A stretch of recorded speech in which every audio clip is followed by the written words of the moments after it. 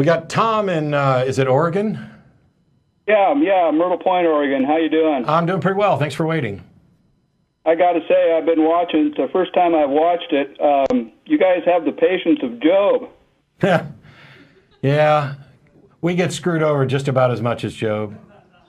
Well, no, I'm kidding. Well, nobody's been screwed over as much as Job, and that's involved in our show anyway. Well, you guys are pretty intimidating too. I don't know if I can offer any challenge at all, but I do have some questions about natural selection. Okay, so here's one thing. None of us are biologists. Well, same here. And also, it may not be so much on the biological level. I'm just wondering. I think, and I don't know if I'm quoting you or not, but natural selection is a unavoidable component of the mechanicism in evolution. Is that right? Yeah, the Darwinian model is evolution by means of natural selection. But all that natural selection means is that, hey, you live in a world that is dynamic and has certain characteristics. It's going to favor some individuals and not favor others based on... Hey, if you blend in really well with your background, you're more likely to survive long enough to have offspring, and those offspring are going to have those traits. Whereas if you don't blend in so well with the background, you're more likely to be killed before you get to have offspring. And so over a long period of time, changes are driven by natural selection. And by the way, the world we live in is dynamic. So what was favored or not selected against 3 million years ago, 2 million years ago, is different from what might be favored or selected against now. That's it. That's all natural selection is. Okay. I guess this is where my question is, and I've done a little bit of this on some Facebook debate pages, and I just get called an idiot a lot, so this might be really stupid, but what is the source of natural selection? Does it have a source? The physical facts about reality are natural selection. I'm not quite sure what you mean by source. The environment in which these individuals find themselves. So natural selection it seems like that's more of the effect of natural selection, and I'm just wondering if it has a gene source or a DNA source. The effect is whether or not the individual reproduces or not. The cause is, what sort of environmental factors, weather. Yeah, the weather, hey, this animal had, grew more fur and survived better in a colder climate, and another one didn't. That is a part of natural selection. Hey, this animal had features that allowed it to survive when another one didn't. It's not, natural selection is not like this hovering entity source to say, oh, you live and you die. It's just descriptive. It's not prescriptive. It is descriptive of what happens. That there's nobody picking and choosing which communities, which populations live and die, but that this is a result of what happened in the natural world. Weather changed, communities were isolated, and therefore that caused inbreeding or changes in this. There's no, the source is nature, but it's not like evolution has a goal. Conscious, right? Well, that's kind of where I'm going here. Okay. It seems like I read, like in Dawkins's book, The God Delusion, that natural selection has attributes of a mind, like it makes decisions. No.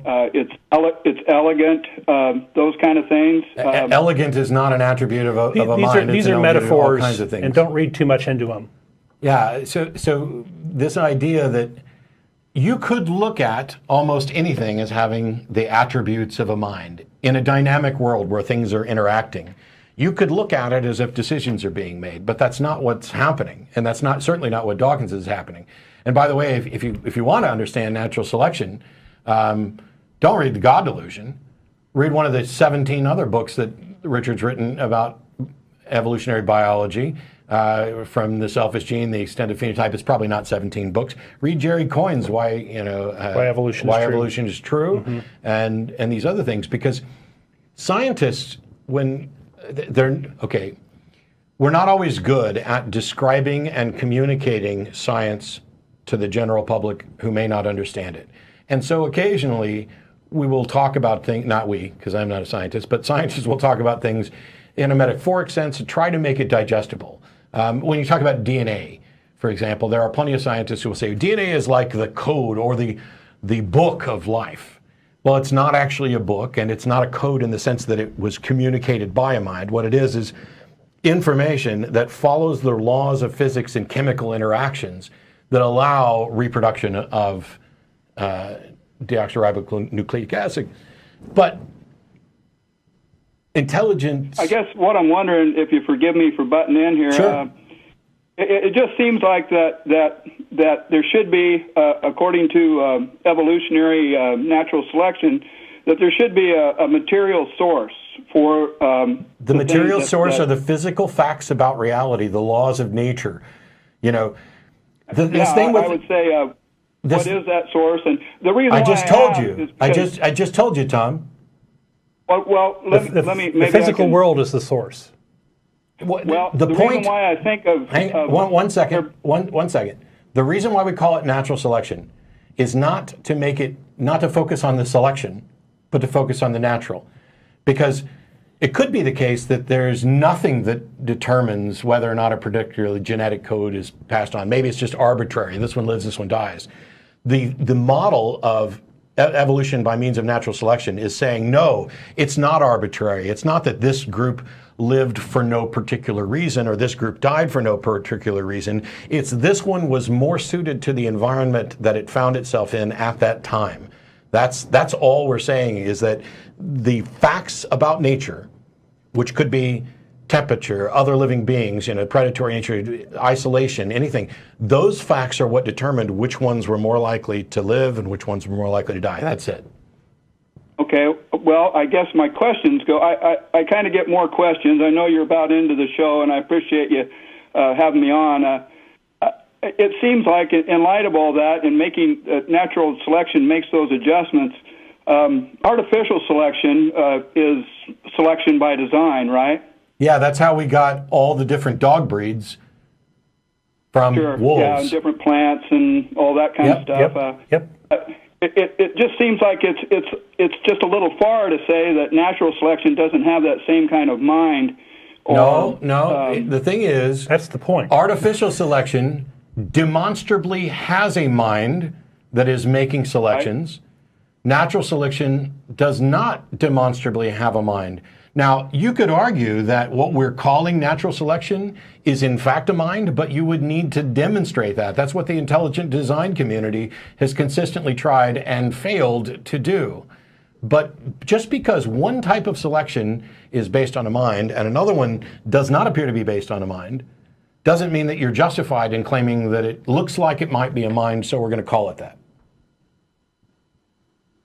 Well, I'll work on enhancing the argument a little bit more. I sure appreciate you letting me air my concerns on this and refining them a little bit. I'm interested in immaterial things and trying to... How do you know there are any immaterial things? What's that? Well, okay, we could talk about abstract concepts. Well, I got one for you if you got a minute. Well, we're already over time, so sure, I got a minute. Okay, I've tried this one online too. It's and you probably heard it before. I think you've heard about every argument. I've watched you a little bit on YouTube. We've heard a lot of them. Yeah, you have. I appreciate you taking extra time. Are there laws of science? Are there laws of science? You'd have to... Yeah, laws of physics. So one of the things is that when we talk about laws, we have to define what we're talking about, because laws tend to be viewed as prescriptive, even though some of them are descriptive. So like the 55-mile-an-hour speed limit was a prescriptive law, basically saying thou shalt not go over 45, so we're going to call it a law in the sense of man's law. The laws of nature that we tend to label that way are not prescriptive in the sense that somebody said the speed of light in a vacuum has to be this. Instead, we're describing that this is the case and it appears to be immutable or locally immutable.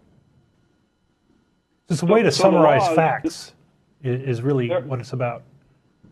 Okay, well, I guess that's why I'm interested that the laws of gravity and centrifugal force, the laws that were necessary for creation, for example, they actually existed prior to man. Man didn't discover them, right? Man did discover them. Man didn't invent them, is what you mean. Okay, but they did exist before man. So far as we can tell, I mean, we don't have a time machine. But the laws, as we understand them, are models and concepts, right? Matter has behavior and properties based on the physics of and the chemistry, right? So that stuff all existed long before us. My question is it Dan? Don. Don, I'm sorry.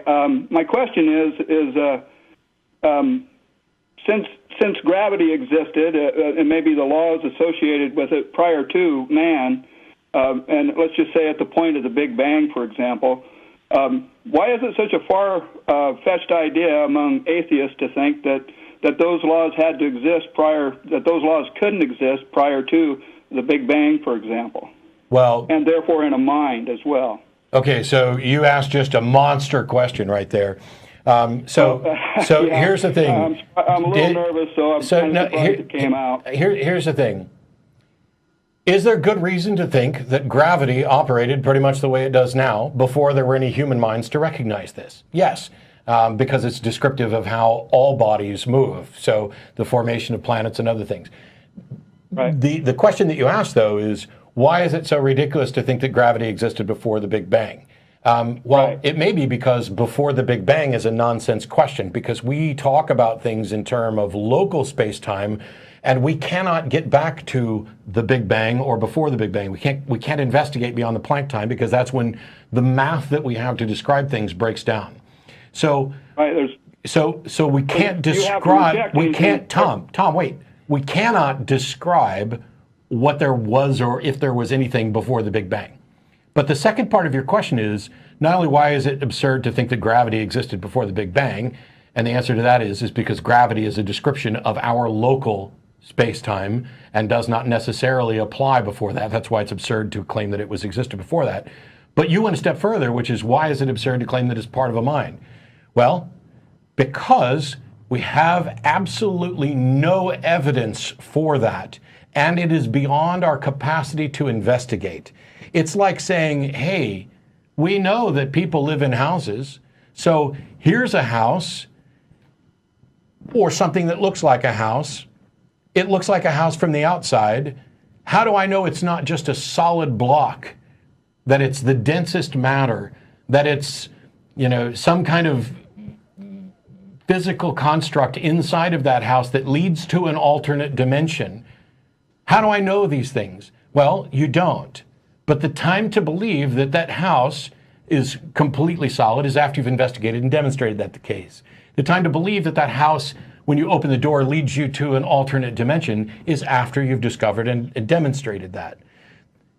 If the facts about our local spacetime are the product of a mind, then that needs to be demonstrated before there's justification to believe it. Well, I think there's a category error here, and that is, we have this mental model, which is the laws of physics or whatever, the laws of gravity or whatever, and it's not, the behavior isn't there because somebody thought it into existence, right? The behavior is there because that's the emergent property of matter, right? And this idea that, it needs to have a mind in order to create it is wrong, because we're just describing what we see. We're describing this behavior. We're not trying. There isn't any mechanism or any idea that it's caused into existence by somebody thinking it. And see, I won't go that far. I won't say it's wrong. I'll say it hasn't been demonstrated to be the case. Right. And the time to believe it is after. I appreciate you guys staying later. I guess, and you might want to blast me on this one, but it seems to me that there is a certain amount of faith on both sides here. I believe that God is. Wait, what faith are we exercising? Well, just a second. You don't believe that anything supernatural existed, right? Because we have yet to see the evidence for it. I do not believe. That is not the same as I believe the supernatural doesn't exist. So you do not believe in... I am not convinced that the supernatural is real. How is that an exercise of faith to not be convinced of something? That's a good way of putting it. I'll figure it out. Damn right. later. We'll see you next time, Tom.